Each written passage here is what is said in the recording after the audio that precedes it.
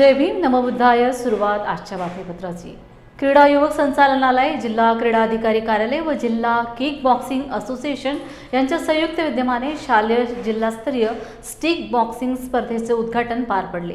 या स्पर्धेत जिल्हाभरातून 193 विद्यार्थ्यांनी सहभाग नोंदविला।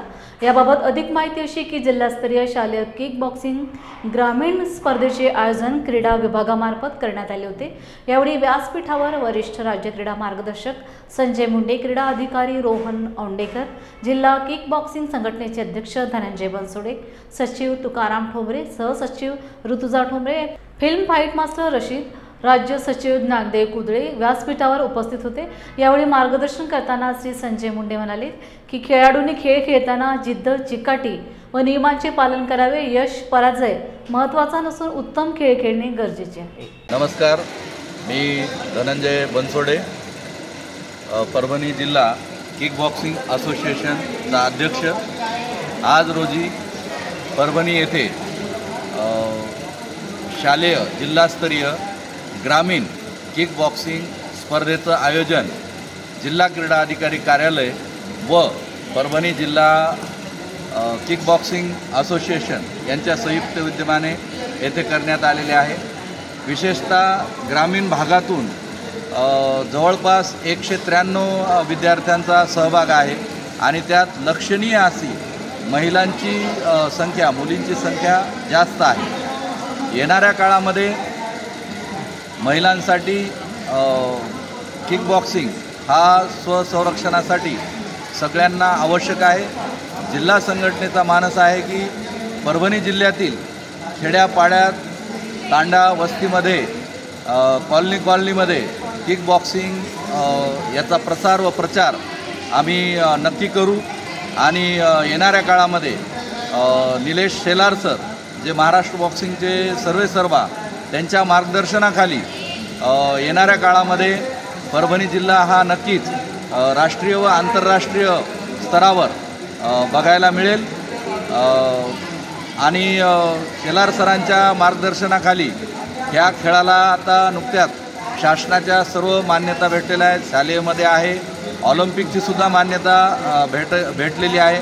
त्यामुळे ह्या खेळात जास्तीत जास्त महिला खेळाडूंनी सहभाग नोंदवावा आणि येणाऱ्या काळात आम्ही नक्की त्याच्यामध्ये भरपूर काम करू।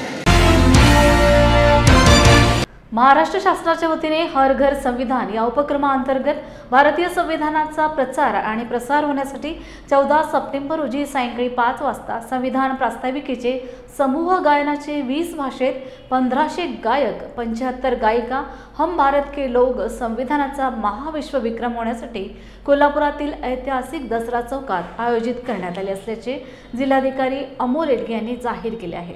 देशातील पहिला असा विश्वविक्रम होणार असून या ऐतिहासिक क्षणाचे भागीदारी होण्यासाठी जिल्ह्यातील सर्व नागरिकांनी मोठ्या संख्येने उपस्थित राहावे असे आवाहन जिल्हाधिकारी अमोल येडगे यांनी केले आहे। नमस्कार, मी अमोल येडगे, जिल्हाधिकारी कोल्हापूर। महाराष्ट्र शासनाच्या मार्फत या वर्षामध्ये हर घर संविधानाच्या माध्यमातून आपल्या संविधानाचा प्रचार प्रसार घरोघरी आणि सर्व शाळा महाविद्यालयांमध्ये केला जात आहे।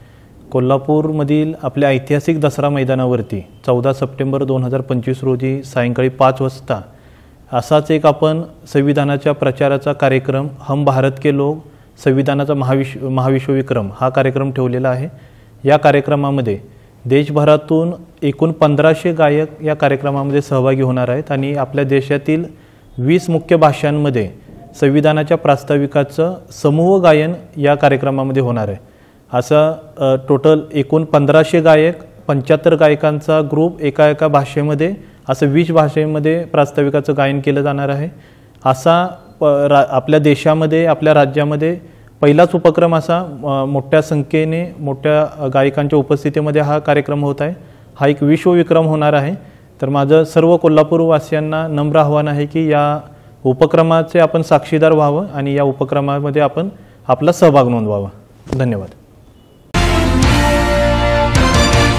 देशात ईडी, सीबीआय याचा गैरवापर करून संविधानाचा अपमान करण्याचा प्रयत्न केला जात आहे। या पार्श्वभूमीवर कोल्हापूर येथे शाहू स्मारक भवन येथील 19 सप्टेंबर रोजी संविधान सन्मान परिषद आयोजित केली आहे, अशी माहिती रिपब्लिकन पार्टी ऑफ इंडिया पश्चिम महाराष्ट्राचे अध्यक्ष रूपाताई वायदंडे यांनी पत्रकार परिषदेत दिली।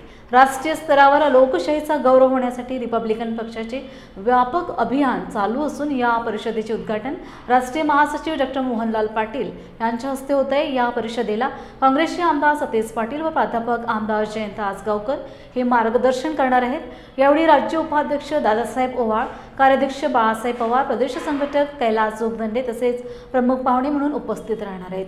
पत्रकार परिषदेला उपाध्यक्ष मारुतीराव गायकवाड, अमर तांद्रे, शैलेश सोनुले, बाळासाहेब चव्हाण उपस्थित होते।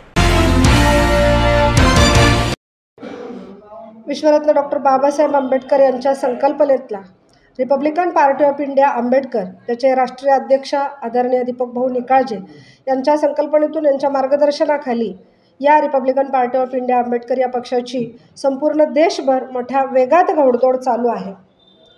या पक्षाचे राष्ट्रीय महासचिव डॉक्टर मोहनलाल पाटील हे दिनांक 19 सप्टेंबर रोजी कोल्हापूर दौऱ्यावर येत आहे आणि हेच औचित्य साधून आम्ही कोल्हापूर जिल्हा रिपब्लिकन पार्टी ऑफ इंडिया आंबेडकरच्या वतीनं ऐतिहासिक शाहू स्मारक भवन येथे संविधान सन्मान परिषद घेत आहोत।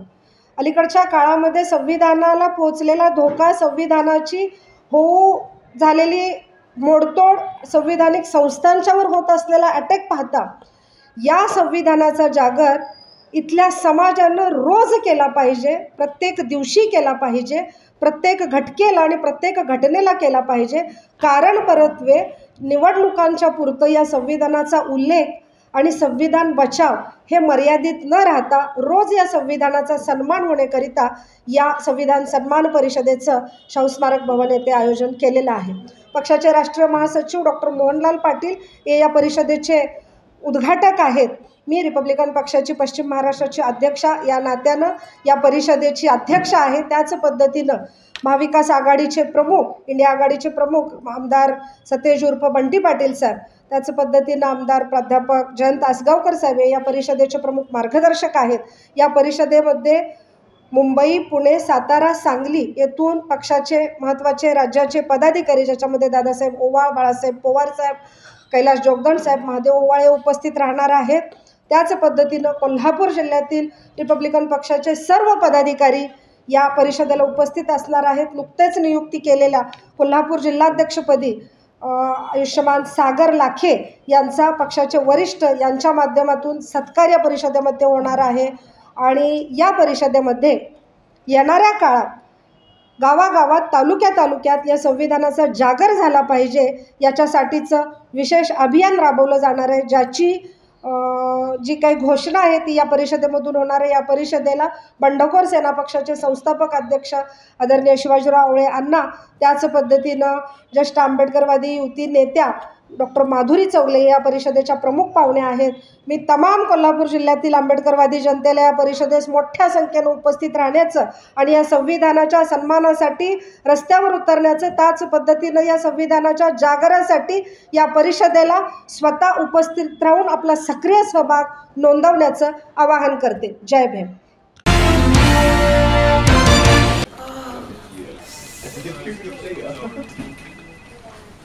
बॉस ने मीटिंग बुलाई। क्या यार, आदमी की तकलीफ को तो समझो। बाहर बाहर उठो बैठो। जनाब, तकलीफ उठने बैठने की नहीं, तकलीफ बवासीर की है। बवासीर, फिशर, भगंदर, पाइलोनियल साइंस का आयुर्वेद तथा आधुनिक लेजर से उपचार। अभ्युदय पाइल्स लेजर हॉस्पिटल, लोहार समाज भवन के पीछे, महापुष्प सोसाइटी, शताब्दी नगर चौक से मनीष नगर रोड, नागपुर। कॉल और विजिट करें www.pilesfistulacure.com। स्वराज्य युवा प्रतिष्ठान ताराराणी ब्रिगेडच्या वतीने भारतीय संविधानाच्या पार्श्वभूमीवर 26 नोव्हेंबर रोजी कोल्हापुरातील ऐतिहासिक माणगाव येथे राजर्षी छत्रपती शाहू महाराज आणि भारतरत्न डॉक्टर बाबासाहेब आंबेडकर यांची विश्वविक्रमी रांगोळी साकारण्यात येणार आहे, अशी माहिती स्वराज युवा प्रतिष्ठान ब्रिगेडच्या महिलांच्या वतीने देण्यात आली। सामाजिक समतेचा संदेश देणारी माणगाव भूमी ही राष्ट्रीय एकात्मतेची प्रतीक आहे।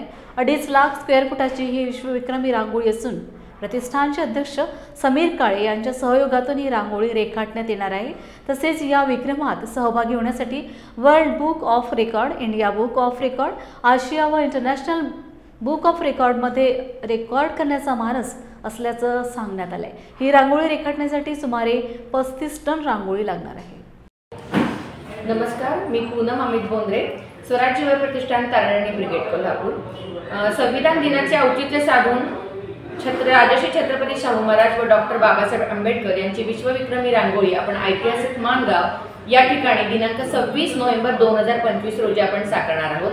तरी या रांगोळी साठी आपल्याला 35 टन रांगोळीची गरज आहे, त्यामध्ये 13 रंगांची सुद्धा गरज आहे।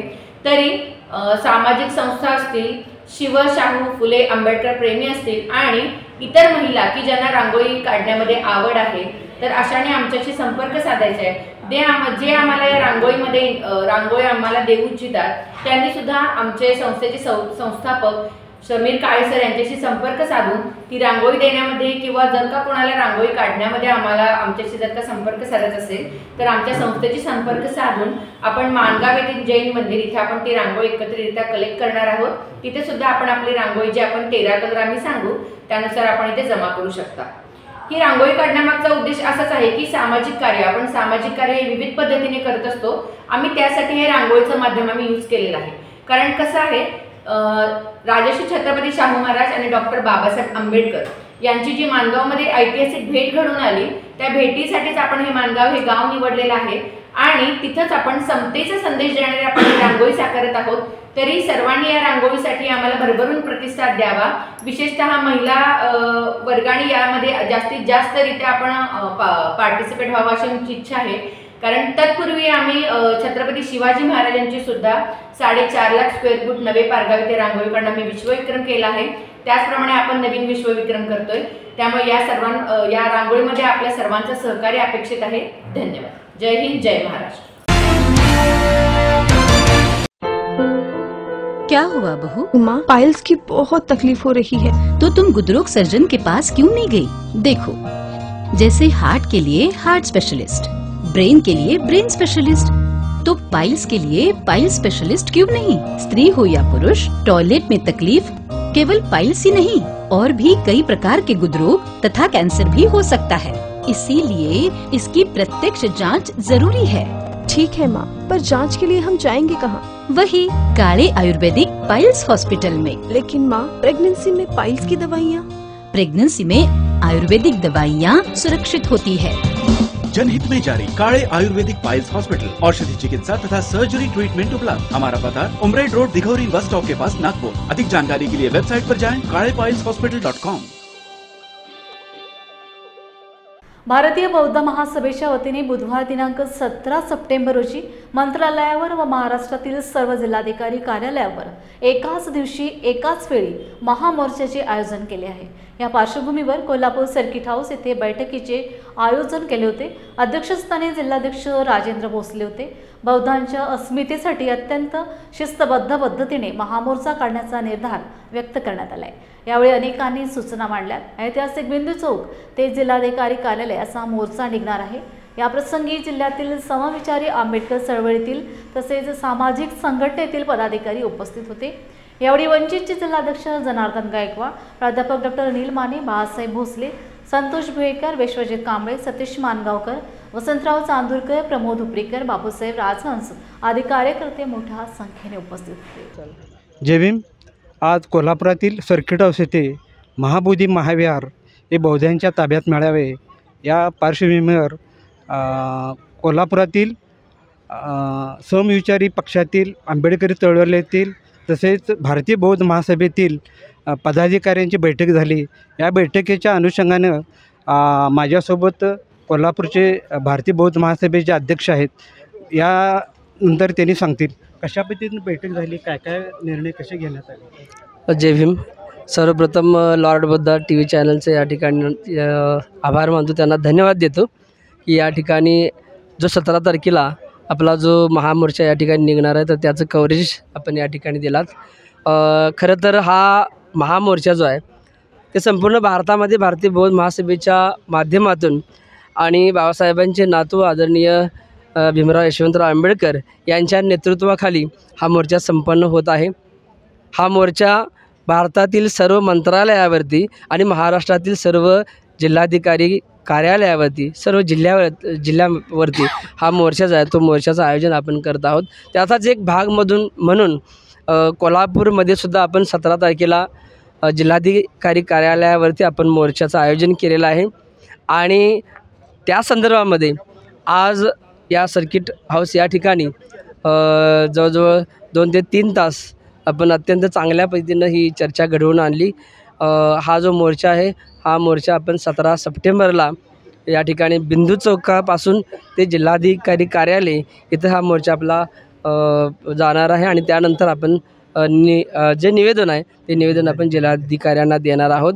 या आजचा जो कार्यक्रम झाला, आजची जी चर्चा झाली, आजची जी बैठक झाली, या बैठकीसाठी भारतीय बौद्ध महासभा, वंचित बहुजन आघाडी आणि त्याचबरोबर अनेक समविचारी आंबेडकरी चळवळीतील कार्यकर्ते पदाधिकारी हेही या ठिकाणी चर्चेसाठी आजच्या मीटिंगसाठी आजच्या बैठकीसाठी उपस्थित होते आणि सर्वांनी मिळून अत्यंत चांगल्या पद्धतीनं या मोर्चाचं नियोजन आम्ही या ठिकाणी अगदी तगडं नियोजन आपण ज्याला म्हणू ते तगडं नियोजन आपण या ठिकाणी करत आहोत। दुसरी गोष्ट अशी की या मोर्चासाठी सुद्धा अनेक लोकांनी धम्मदानाच्या स्वरूपामध्ये अगदी पाण्याच्या बाटल्यापासून ते चहाच्या व्यवस्थापर्यंत म्हणजे आपल्याच समाजातील लोकांनी त्याची जबाबदारी जी आहे ती जबाबदारी या ठिकाणी स्वीकारलेली आहे। या आंदोलनाच्यासाठी आम्ही एक टॅगलाईन तयार केलेला आहे आणि ती टॅगलाईन म्हणजे 1 दिवस धम्मासाठी, बुद्धिस्ट अस्मितेसाठी।